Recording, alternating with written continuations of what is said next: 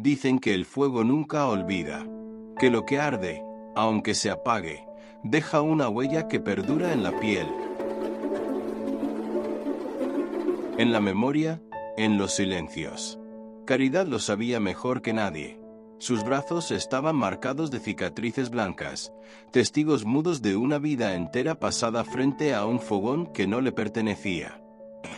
Caridad era una mujer negra, comprada y vendida como si fuera un objeto, condenada a servir en la cocina de una hacienda que respiraba riqueza para unos y miseria para otros. Desde niña, su mundo había sido el humo del carbón, el chisporroteo del aceite, los cuchillos sobre la madera, las órdenes secas del amo y las risas crueles de sus hijos. No recordaba otra vida fuera de esas paredes manchadas de hollín.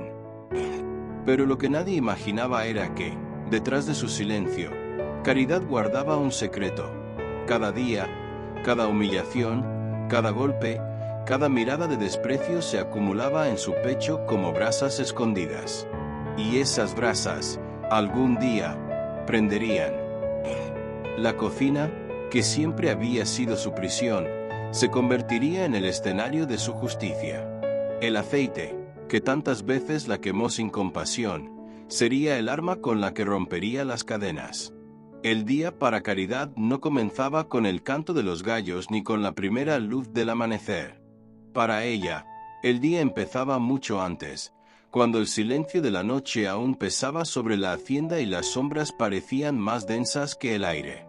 Su cuerpo, acostumbrado al rigor de años de servidumbre, se levantaba solo, como si un resorte invisible la obligara a ponerse de pie aun cuando el cansancio quisiera hundirla en el catre. Dormía en un cuarto tan pequeño que apenas cabía una persona.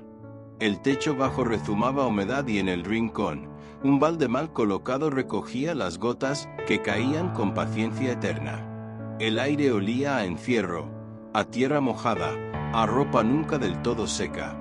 Nadie entraba allí más que ella. Nadie más lo veía. Ese era el lugar que le habían dado. Un hueco sin ventanas, como si la oscuridad misma fuera parte de su condena. El pasillo que conectaba su cuartucho con la cocina estaba frío y crujía con cada paso. Caridad avanzaba descalza, llevando consigo el mismo pensamiento de cada mañana. Otro día más de cadenas invisibles. Porque sí, las cadenas que la ataban no tintineaban de hierro, sino que se escondían en la costumbre, en el miedo, en la palabra sí, Señor, que le salía casi sin voz. La cocina la esperaba, inmensa y oscura, con el fogón apagado como una bestia dormida. Para cualquiera de la casa grande, ese lugar era solo el rincón donde se cocinaban manjares. Para Caridad, era su universo completo.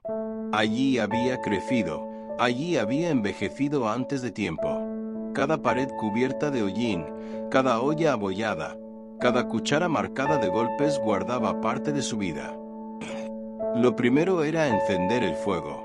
Caridad recogió ramas secas, las acomodó con cuidado y sopló hasta que las llamas comenzaron a bailar. El resplandor iluminó su rostro de piel oscura, mostrando cicatrices dispersas en los brazos. Algunas eran antiguas, otras recientes. Marcas de aceite hirviendo, de ollas volcadas, de trabajos forzados. Cada una era un recordatorio de que su vida no le pertenecía. Mientras la leña crepitaba, colocó sobre el fogón la olla con manteca. El sonido del aceite derritiéndose la envolvió como una música conocida. El chisporroteo llenó el aire. Por un instante, se permitió escuchar ese canto con atención.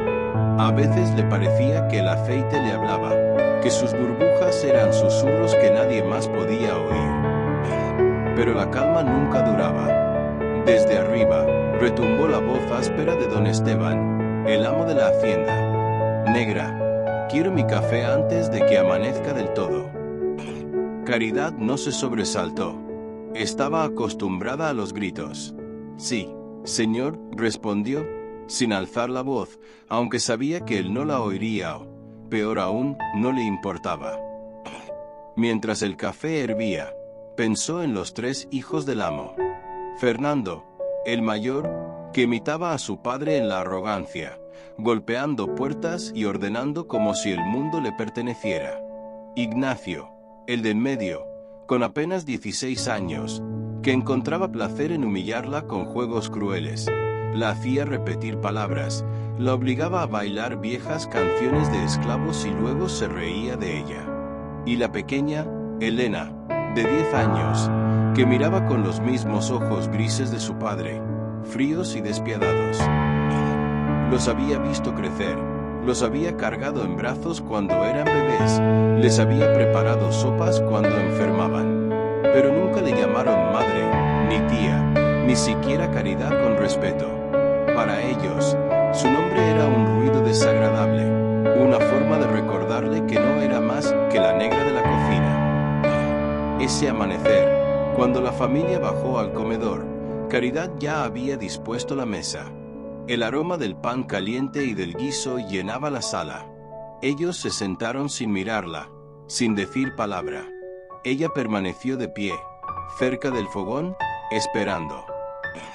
Los cubiertos chocaban contra los platos. Las voces llenaban la habitación con comentarios sobre tierras, caballos, negocios. Nadie le habló. Nadie la nombró. Al terminar, Fernando dejó su plato con un golpe seco. Otra vez frío. ¿Es que no sabes cocinar? Ignacio rió con burla. Elena la miró de arriba a abajo como si quisiera escupirle la palabra sucia.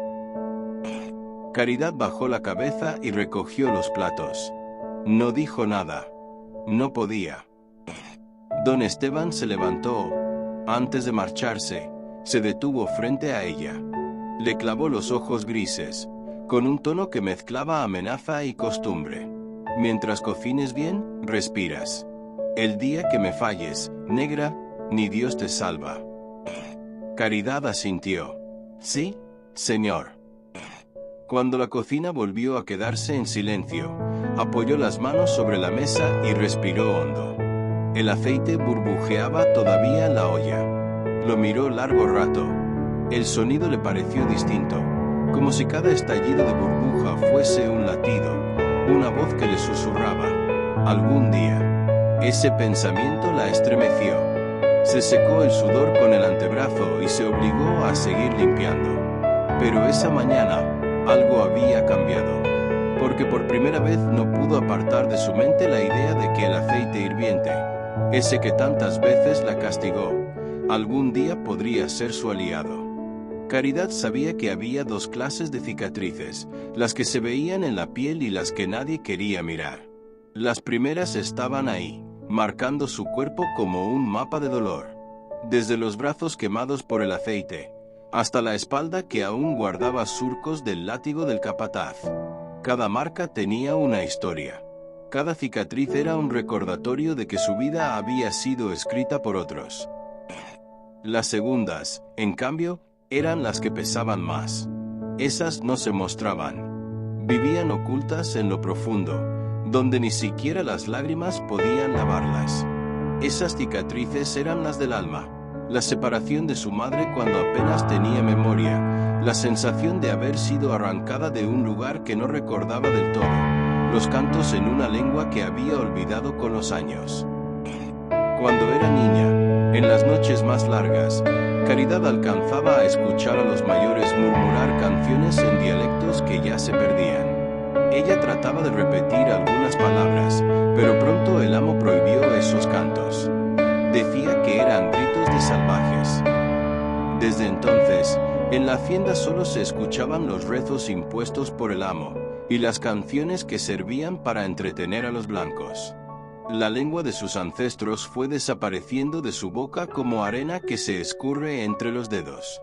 Esa pérdida era una herida abierta que nadie podía ver. A veces, cuando estaba sola en la cocina, se sorprendía a sí misma tarareando melodías sin letra. Eran restos de algo que su memoria no alcanzaba a retener, pero que su alma se negaba a olvidar. Cada tarareo era un hilo invisible que la unía con quienes habían caminado antes que ella, con los que no sobrevivieron a los barcos negreros, con los que descansaban en tumbas sin nombre bajo la tierra caliente. Las cicatrices físicas, en cambio, eran visibles para todos. El amo y sus hijos las conocían bien. Alguna vez, Ignacio le había señalado una de las manchas blancas de su brazo, riéndose. «Mira, pareces un pedazo de carne mal cocida». Fernando, el mayor, se había sumado a la burla. «Eso pasa por ser torpe. Si fueras más lista, no te quemarías tanto». Caridad no respondió. Se limitó a bajar la cabeza y seguir sirviendo la mesa. Aprendió que en su silencio había más dignidad que en sus insultos. Había cicatrices más profundas aún, las de los partos. Porque Caridad había parido 3 veces. Ninguno de sus hijos estaba con ella. El primero murió al nacer, sin nombre, sin bautizo. El segundo fue vendido por el amo cuando apenas cumplía 5 años. Lo arrancaron de sus brazos una mañana y nunca más supo de él. El tercero, una niña de mirada vivaz, la apartaron apenas aprendió a caminar, entregándola a otra hacienda. A Caridad le quedó el recuerdo del llanto, los pechos inflamados de leche que nadie bebió, los brazos vacíos. Esas eran cicatrices que ni el tiempo podía curar. No había aceite hirviendo ni látigo que doliera más que el hueco de un hijo ausente. En las noches de insomnio, cuando el silencio era demasiado pesado, Caridad cerraba los ojos y se imaginaba a su hija creciendo en otro lugar. ¿Sería tratada igual de mal? ¿Habría heredado sus rasgos? ¿La reconocería si alguna vez? En la hacienda, todos sabían que la casa tenía un dueño absoluto, don Esteban de Valverde. Su sola presencia imponía miedo. Era un hombre alto, de espaldas anchas y rostro curtido por los años, con una barba que nunca estaba del todo ordenada. Pero lo que más destacaba en él eran sus ojos, grises, fríos como la piedra de un río seco. Había heredado la tierra de su padre, junto con los esclavos, el ingenio y la idea de que el mundo le pertenecía por derecho divino. A su modo de ver, cada persona de piel oscura no era más que una herramienta, un instrumento que se usaba hasta desgastarlo. Cuando se rompía, se reemplazaba, como se hacía con una carreta o con un caballo enfermo. Don Esteban rara vez golpeaba con sus propias manos. Para eso estaban los capataces. Pero sus palabras eran tan duras como el látigo. Una orden suya bastaba para que alguien pasara días en el cepo, o para que un niño fuera vendido a otra hacienda. No levantaba la voz con frecuencia, no lo necesitaba. El silencio que seguía a su mirada era peor que cualquier grito. En ese hogar, don Esteban era la ley. Y la ley era obedecer o sufrir. Su primogénito, Fernando, había aprendido esa lección demasiado bien. Con 20 años, ya se creía un señor. Caminaba por la hacienda con paso arrogante, la cabeza siempre en alto, y una sonrisa torcida que mostraba más crueldad que alegría. Le gustaba mandar, aunque no hubiera nada que ordenar. Para Fernando, humillar a los esclavos era un pasatiempo. En más de una ocasión, Caridad lo había visto patear a un niño por tropezarse frente a él, o escupirle a una mujer en la cara solo porque no le sostuvo la mirada. Se enorgullecía de parecerse a su padre y lo imitaba en todo, en la forma de vestir, en la manera de sostener la copa de vino, hasta en el gesto de entrecerrar los ojos cuando estaba enojado. Caridad sabía que Fernando sería peor que su padre. En él no había ni la prudencia del adulto que calcula, ni la contención del que guarda silencio. Su juventud le daba una ferocidad desmedida, como un perro con hambre al que le acaban de soltar la cadena. El segundo hijo, Ignacio, era distinto, pero no mejor. Tenía 16 años y un ingenio que usaba siempre para el mal. Inventaba juegos crueles y encontraba diversión en la humillación ajena. A veces obligaba a los esclavos a repetir palabras en castellano hasta que su acento roto lo hacía reír a carcajadas. Otras veces escondía comida y luego acusaba a alguien de robar, para ver cómo lo castigaban. Una tarde, Caridad lo había visto ponerle un sapo en el plato a un niño esclavo y luego gritarle al capataz que el pequeño se había burlado de la mesa del amo. El castigo no se hizo esperar. Pero lo que más dolía a Caridad era que Ignacio parecía disfrutar especialmente con ella. Cada vez que podía, le buscaba defectos, que la sopa estaba aguada, que caminaba encorvada, que respiraba demasiado fuerte. Y cada comentario terminaba en risa, una risa que la perseguía incluso cuando intentaba dormir. La menor de los tres, Elena, apenas tenía 10 años, pero ya era espejo de la crueldad aprendida en la casa. Caridad la había cargado en brazos, le había preparado infusiones cuando la fiebre la dejaba temblando, la había arrullado con canciones que recordaba de su infancia lejana. Pero nada de eso había sembrado ternura en el corazón de la niña. Elena la miraba siempre como si fuera un objeto sucio, un mueble que se soporta porque es necesario, pero que nunca se toca con afecto. A veces le daba órdenes con la misma seriedad que su padre. Quiero mi vestido limpio antes del mediodía.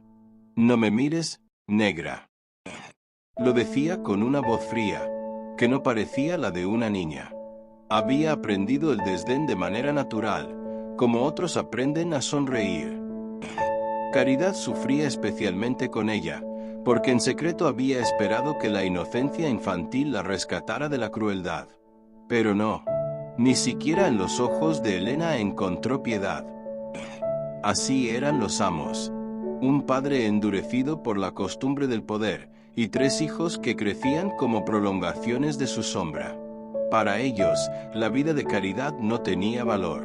Para ellos, su nombre era una burla. Para ellos, su cuerpo, su tiempo, su silencio y su sufrimiento eran propiedad de la hacienda. Caridad lo sabía. Lo había aceptado durante años, como quien acepta la lluvia que cae o el sol que abrasa. Pero en lo más hondo de su pecho, algo empezaba a cambiar. Cada gesto de desprecio, cada insulto, cada castigo alimentaba un fuego invisible. El aceite seguía cantando en la cocina, día tras día, como un murmullo secreto, y Caridad empezaba a entender que ese canto tenía un significado, que no era solo ruido, que era una promesa. El día en la hacienda se repetía como un ciclo que nunca terminaba. El sol salía, el amo daba órdenes, los hijos reían, los esclavos trabajaban hasta el límite. Para Caridad, cada jornada era una cadena de pequeñas humillaciones que se amontonaban en su pecho como piedras. Una sola piedra parecía inofensiva, pero cuando eran muchas, pesaban como una montaña. Una tarde, mientras Caridad molía maíz en el metate, Ignacio entró a la cocina con su sonrisa torcida. A ver, negra, cántanos una de esas canciones tuyas, de esas que parecen rezos de animales. Caridad siguió moliendo en silencio. Sabía que cualquier cosa podía ser usada en su contra. ¿No oyes?, insistió Ignacio, levantando la voz. Canta, o le digo a papá que no quieres obedecer. Con voz baja, casi apagada, Caridad comenzó a tararear una melodía antigua que había escuchado en su infancia. Era un canto sin palabras, más parecido a un susurro que a una canción. Ignacio la escuchó unos segundos, luego rompió en carcajadas.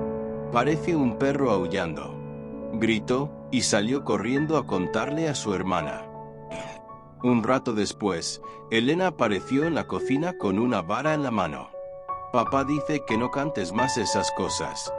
Da miedo a los invitados, dijo, y sin esperar respuesta le soltó un golpe en la pierna con la vara.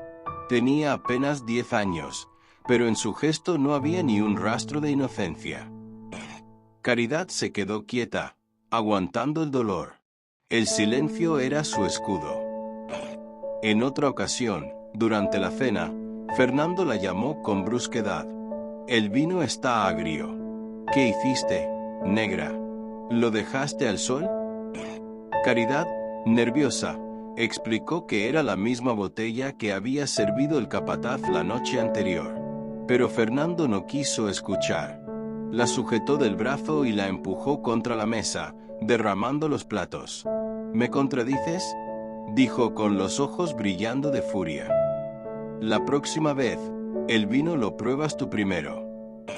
Esa noche, Caridad durmió con el brazo adolorido y el corazón encogido. En sueños, se vio probando el vino envenenado, pero no para morir, sino para ver caer a quienes la esclavizaban. Hasta las cosas más simples se volvían castigo. Si un mantel tenía una mancha, don Esteban ordenaba que lo lavara 3 veces en agua helada. Si la sopa estaba demasiado salada, debía arrodillarse frente al fogón hasta que el vapor le quemara la cara. Si algún esclavo se escapaba de la hacienda, todos recibían azotes, aunque Caridad nunca había salido más allá del patio. Una mañana, después de servir el desayuno, Caridad recogió las sobras. Como siempre, los amos habían dejado la mitad de los platos intactos, pero no le permitieron comer nada de aquello. El capataz vigilaba para que los esclavos no probaran lo que sobraba de la mesa. Esa comida, aún tibia, era arrojada a los perros del amo. Caridad miraba cómo los animales devoraban lo que ella había cocinado y se obligaba a callar el rugido de su estómago vacío. La humillación más dolorosa ocurrió un domingo. Caridad había preparado la mesa para los invitados de don Esteban, hacendados vecinos, hombres y mujeres con trajes caros. Sirvió carne asada, panes recién horneados, guisos perfumados con hierbas. Mientras los amos reían y brindaban, ella permanecía de pie junto al fogón. Uno de los invitados, con sonrisa burlona, preguntó: ¿Y esa negra no sabe hablar? Ignacio no perdió la ocasión. Claro que sabe, respondió, pero habla como animal. Entonces, sin que Caridad pudiera defenderse, le ordenaron que recitara un Padre Nuestro frente a todos. Temblando, con la voz quebrada, lo dijo palabra por palabra. Cada sílaba fue recibida con risas y chanzas. Cuando terminó, Elena exclamó: «Parece un loro repitiendo». Los aplausos y las carcajadas llenaron la sala. Caridad bajó la cabeza, conteniendo las lágrimas que ardían en sus ojos. Aquella noche, cuando todos dormían, se quedó sola en la cocina, fregando las ollas hasta que los dedos se le arrugaron por el agua. El fogón aún guardaba brasas encendidas. El aceite, en una sartén, burbujeaba despacio. Caridad lo miró fijo, con un pensamiento que empezaba a repetirse más seguido. Si un día todo este fuego fuera para ellos. Sacudió la cabeza, como espantando un sueño peligroso. Pero ya no podía negarlo. El aceite, que tantas veces había sido su enemigo, se estaba volviendo un aliado en su imaginación. El canto del aceite la acompañó hasta que apagó el último rescoldo del fogón. Un canto suave, persistente, que parecía decirle en secreto: «Resiste, espera, tu hora llegará». El mes de junio trajo lluvias tempranas. El barro se pegaba a los pies de los esclavos y el aire olía a tierra mojada. Para muchos, la temporada significaba jornadas más duras en el campo, pero para Caridad, aquel año, el agua trajo también rumores. Rumores que viajaban de boca en boca, de fogón en fogón, entre susurros en las noches. Una madrugada, mientras encendía el fuego para preparar el desayuno del amo, entró Domingo, un esclavo viejo que a veces le ayudaba a cargar sacos de harina. Tenía los cabellos canosos y una espalda encorvada, pero los ojos brillaban con una juventud indomable. «Dicen que en los montes hay hombres libres», murmuró mientras le alcanzaba la leña. «Cimarrones que escaparon y ahora viven sin amos, cazando y sembrando lo suyo». Caridad levantó la vista, sorprendida. «Eso no puede ser», susurró. «Claro que sí», aseguró Domingo, bajando la voz. «Anoche lo contaron unos arrieros que pasaron cerca del río. Dijeron que los vieron con sus propias miradas, hombres y mujeres de piel como la nuestra, 'nuestra, 'armados con machetes, cantando en lengua africana». «¿Cómo?», preguntó Caridad. «Eso no puede ser», aseguró Domingo. «Claro que sí», aseguró Domingo, bajando la voz. Anoche lo contaron unos arrieros que pasaron cerca del río. Dijeron que los vieron con sus propias miradas, hombres y mujeres de piel como la nuestra, armados con machetes, cantando en lengua africana». Caridad no respondió. El rumor le parecía demasiado grande, demasiado imposible, pero la idea quedó prendida en su pecho, como brasa escondida en cenizas. Unos días después, al lavar ropa en el arroyo, escuchó a dos mujeres esclavas conversar en secreto. Mi primo se fue hace 3 lunas, decía una de ellas. No lo han vuelto a atrapar. Seguro está con los del monte.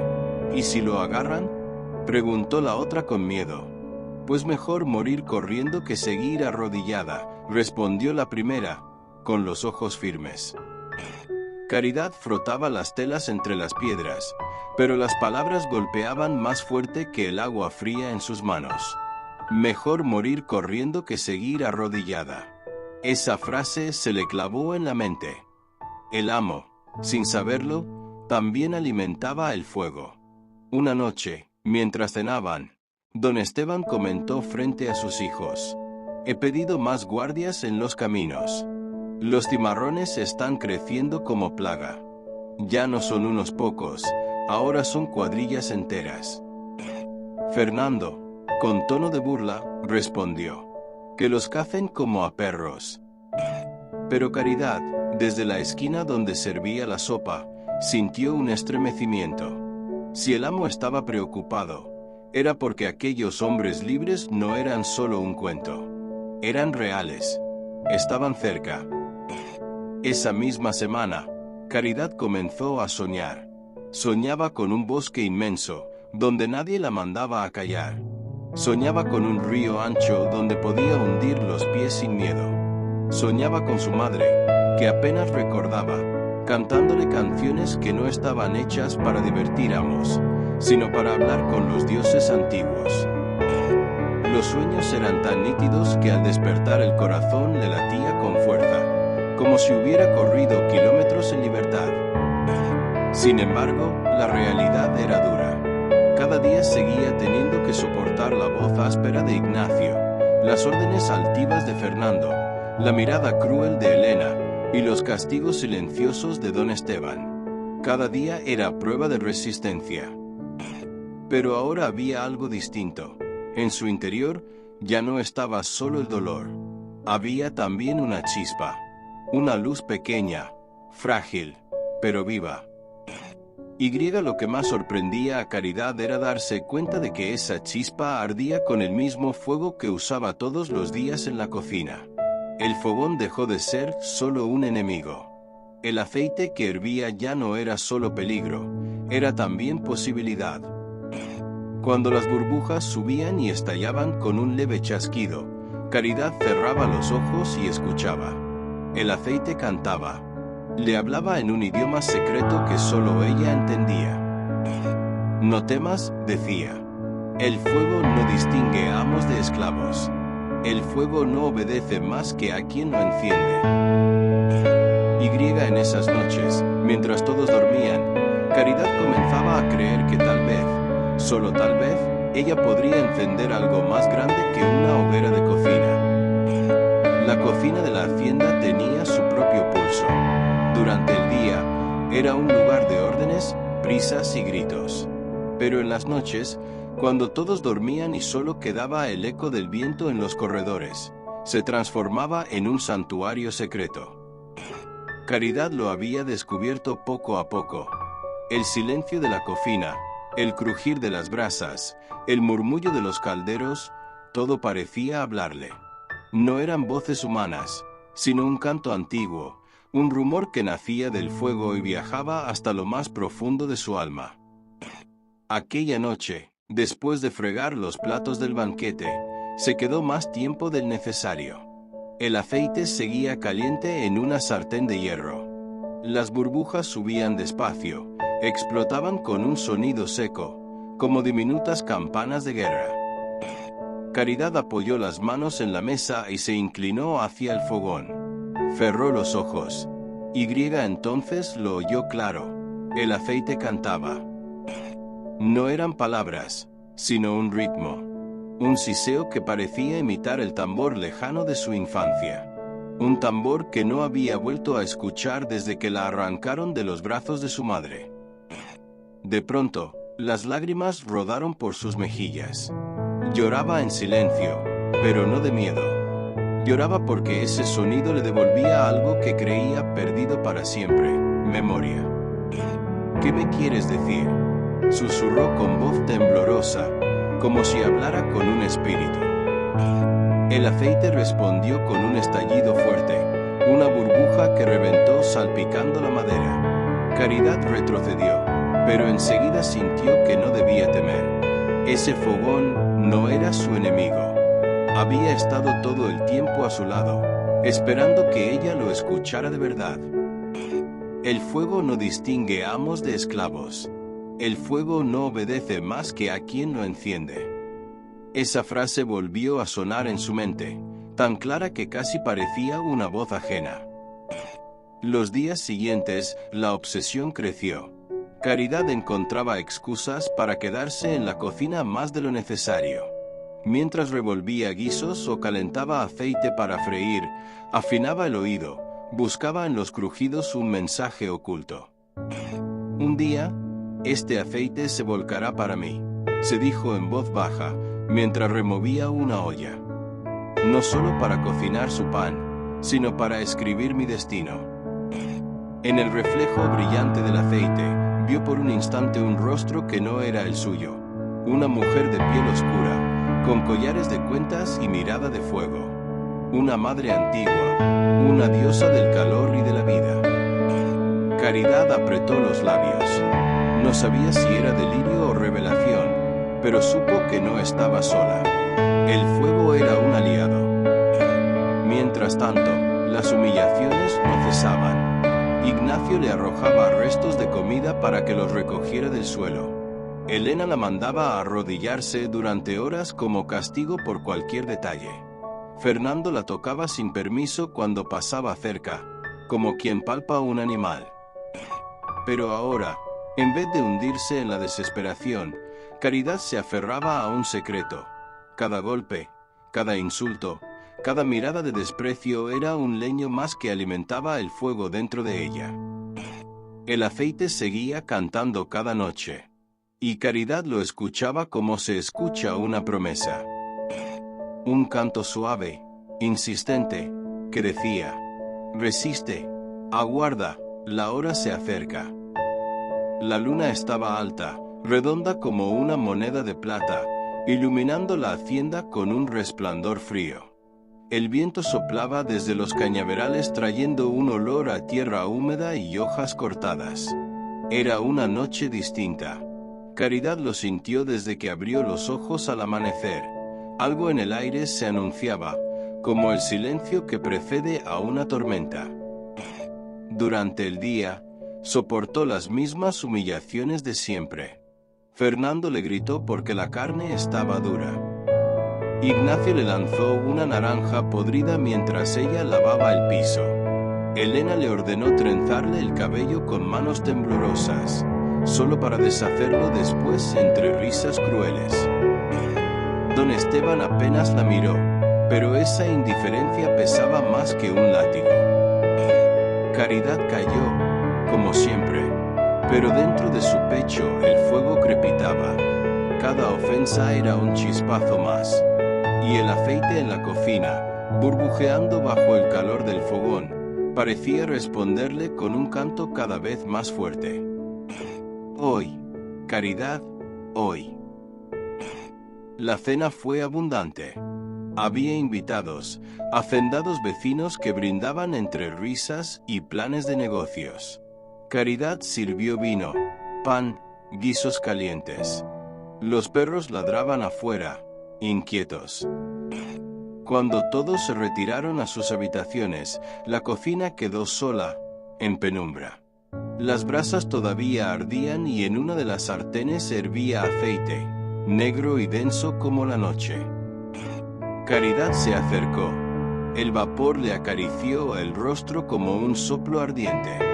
Estiró una mano temblorosa y la sostuvo sobre el calor, sin miedo a quemarse. Era como saludar a un viejo amigo. «Ha llegado tu hora», murmuró.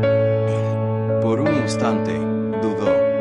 Una parte de ella temblaba de miedo. ¿Y si fallaba? ¿Y si la descubrían? ¿Y si el castigo era peor que todo lo sufrido? Pero enseguida, la memoria habló.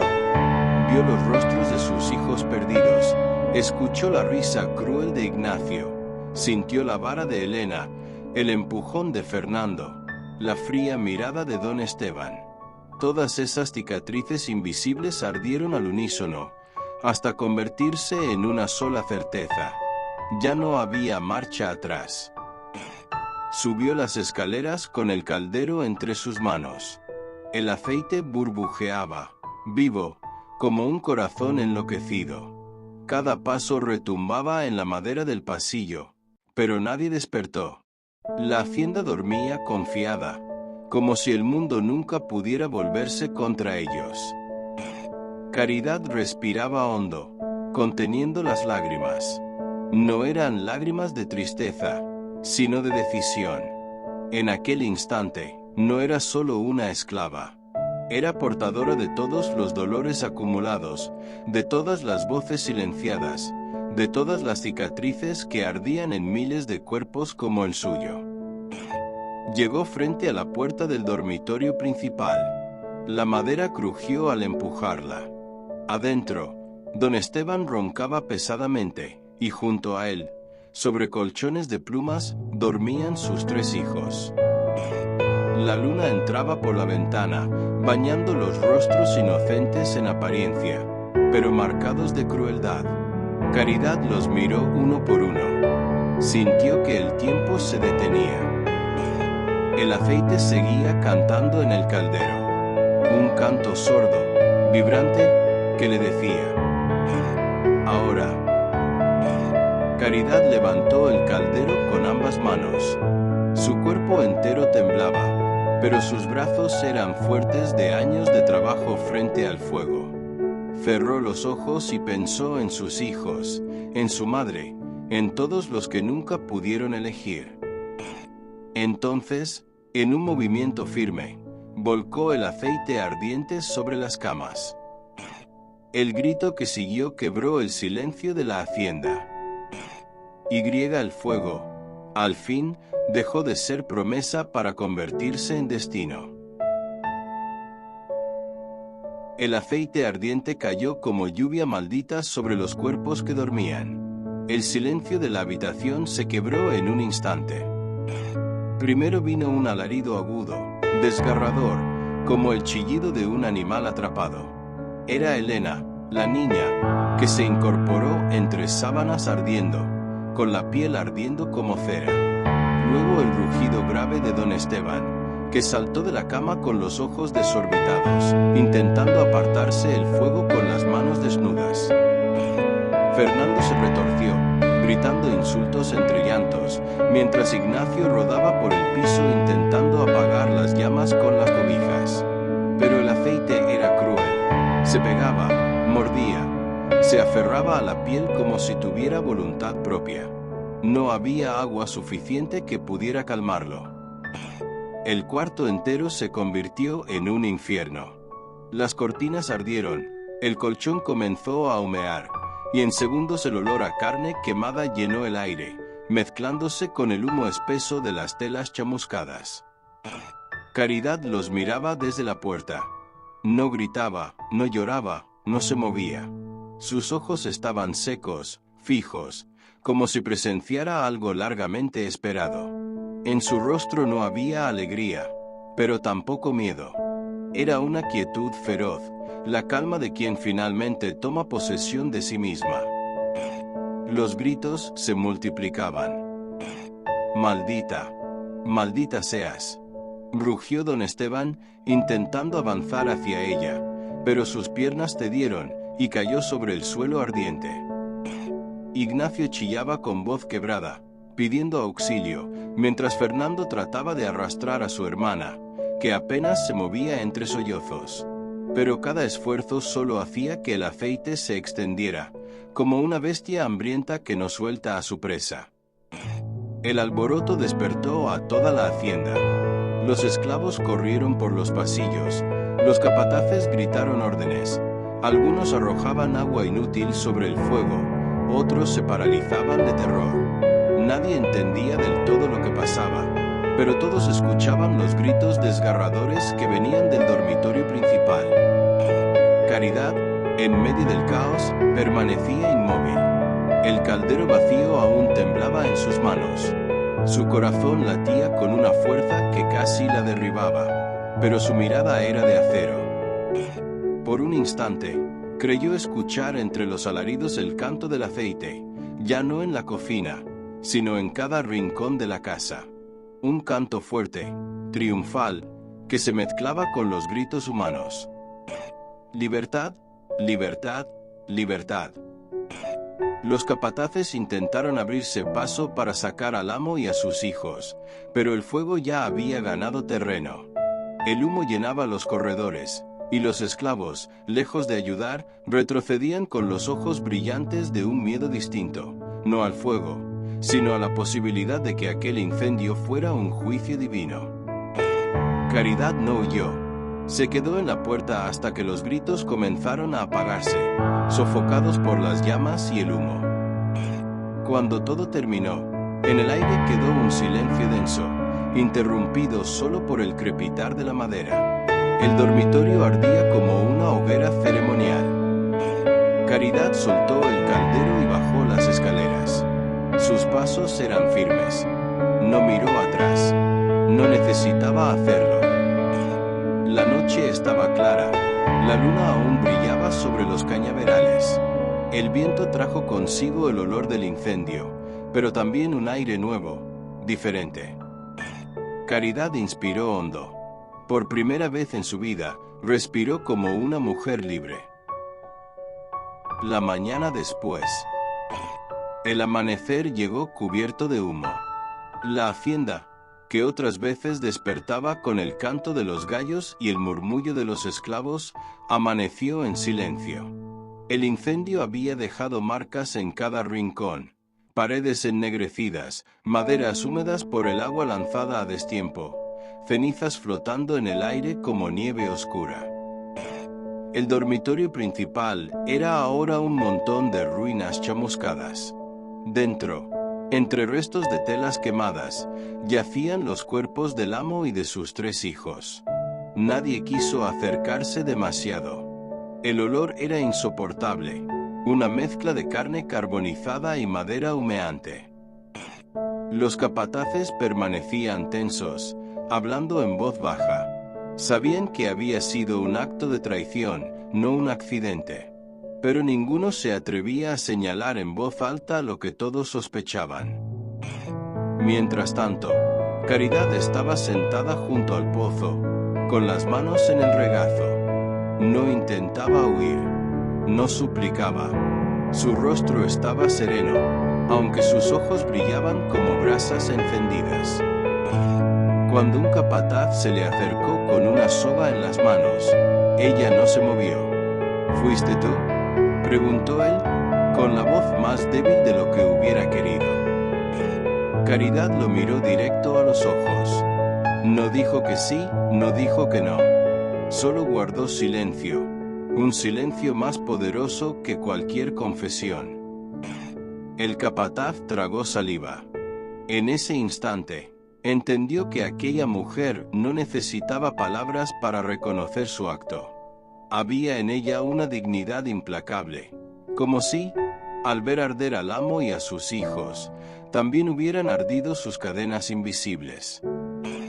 Los esclavos se reunieron en el patio, susurrando entre ellos. Algunos temblaban de miedo, convencidos de que los castigos serían terribles. Otros, en secreto, ocultaban una chispa de esperanza. Si una mujer sola pudo hacer esto, murmuró una anciana, ¿qué podríamos hacer todos juntos? Un joven la hizo callar de inmediato, mirando alrededor. El peligro de ser escuchados era real, pero las palabras ya habían sembrado inquietud. Al mediodía, llegó a la hacienda un grupo de soldados enviados desde el pueblo cercano. El fuego había sido visto desde lejos, y las noticias corrieron rápido. El capitán observó los restos del dormitorio y frunció el ceño. Esto no fue un accidente, dijo con severidad. Alguien lo hizo a propósito. Cuando le señalaron a Caridad, él se acercó. Ella seguía sentada, con las manos atadas, pero con la espalda recta y la mirada fija en el horizonte. ¿Por qué lo hiciste?, preguntó el capitán. Caridad lo miró sin miedo. Por primera vez, habló. Porque ya no quería ser esclava. El silencio que siguió fue tan profundo que hasta los pájaros callaron. Los soldados se la llevaron bajo custodia, pero nadie en la hacienda pudo borrar la imagen de esa mujer caminando con las muñecas atadas, pero con la cabeza erguida. Algunos esclavos lloraron en silencio, convencidos de que no volverían a verla. Otros, en cambio, sintieron que habían presenciado el nacimiento de una leyenda. Porque Caridad, con un caldero de aceite y el fuego de su propio dolor, había demostrado algo que nadie olvidaría, que incluso en la oscuridad más densa, una chispa podía incendiarlo todo. El juicio del fuego. El camino hasta el pueblo fue largo y polvoriento. Caridad caminaba con las manos atadas y la mirada fija en el horizonte. Los soldados la escoltaban como si fuera una fiera peligrosa, aunque iba en silencio, sin intentar escapar. En su interior no había miedo, sino una calma extraña, la calma de quien ya había hecho lo que debía. El pueblo la recibió con rumores. Las campanas repicaron anunciando la llegada de la prisionera, y pronto la plaza se llenó de curiosos. Nadie recordaba que una esclava hubiera osado levantar la mano contra su amo, y menos aún contra sus hijos. Un murmullo recorría las calles. Dicen que los quemó viva. Dicen que se rieron mientras ardían. Dicen que fue el diablo quien la guió. Pero había también otros susurros, más discretos, más temerosos. Dicen que tuvo el valor que muchos no tenemos. Dicen que fue justicia. El juicio se celebró en el cabildo, un salón amplio con paredes de piedra. El juez, un hombre obeso y sudoroso, se sentó en lo alto, con gesto severo. A un lado, el escribano se preparaba para registrar cada palabra. Caridad fue colocada en el centro, frente a todos. No le quitaron las sogas. El juez la miró como quien observa a un animal extraño. Caridad, dijo, leyendo el papel que tenía en las manos, se te acusa de asesinar a tu amo, don Esteban de Valverde, y a sus 3 hijos. ¿Qué tienes que decir en tu defensa? El silencio llenó la sala. Todos esperaban que llorara, que suplicara, que negara. Pero Caridad alzó la cabeza y habló con voz clara. No tengo defensa, solo tengo verdad. El juez frunció el ceño. ¿Admites el crimen? Admito el fuego, respondió ella. Admito que ya no podías seguir viviendo como sombra. Admito que mi dolor necesitaba arder. El murmullo creció entre los presentes. Algunos se persignaban. Otros negaban con la cabeza, otros la miraban con respeto oculto. El fiscal la acusó con palabras duras. Esta mujer ha roto el orden de Dios. Ha traicionado a su amo, que le daba techo y comida. Ha cometido un pecado que debe ser castigado con la muerte. Cuando le tocó responder, Caridad solo dijo: mi amo me dio cadenas, no techo. Me dio hambre, no pan. Me dio cicatrices, no misericordia. Si eso es el orden de Dios, entonces mi fuego también lo es. El juez golpeó la mesa para imponer silencio, pero era tarde. Sus palabras ya habían atravesado la sala como un rayo. El veredicto llegó rápido. La condena estaba escrita antes de comenzar, pena de muerte. El juez lo anunció con solemnidad y añadió: que su cuerpo sirva de escarmiento para todos los que sueñen con rebelarse contra su destino. Caridad cerró los ojos. No había lágrimas. En su rostro había una serenidad que desconcertaba a todos. porque mientras el juez hablaba de muerte, ella sentía en su pecho la certeza de que ya era libre. Aquella noche, en la celda húmeda donde la encerraron, Caridad apoyó la espalda contra la pared y miró las llamas de una antorcha que iluminaba el pasillo. El fuego bailaba ante sus ojos. Ella sonrió por primera vez en muchos años. No importa lo que hagan con mi cuerpo, pensó. El fuego ya hizo su trabajo. Nadie podrá apagarlo. La hacienda Valverde nunca volvió a ser la misma. Las paredes ennegrecidas, el olor a humo incrustado en la madera y la ausencia del amo eran heridas imposibles de ocultar.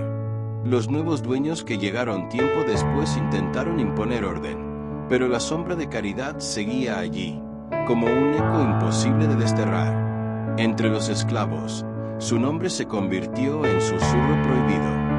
Nadie lo decía en voz alta frente a los capataces, pero al caer la noche, junto al fogón o escondidos entre los cañaverales, la historia se contaba una y otra vez. Dicen que Caridad no murió, susurraba una mujer mientras trenzaba el cabello de su hija. Que cuando la horca cayó, el fuego la sostuvo y se la llevó con él.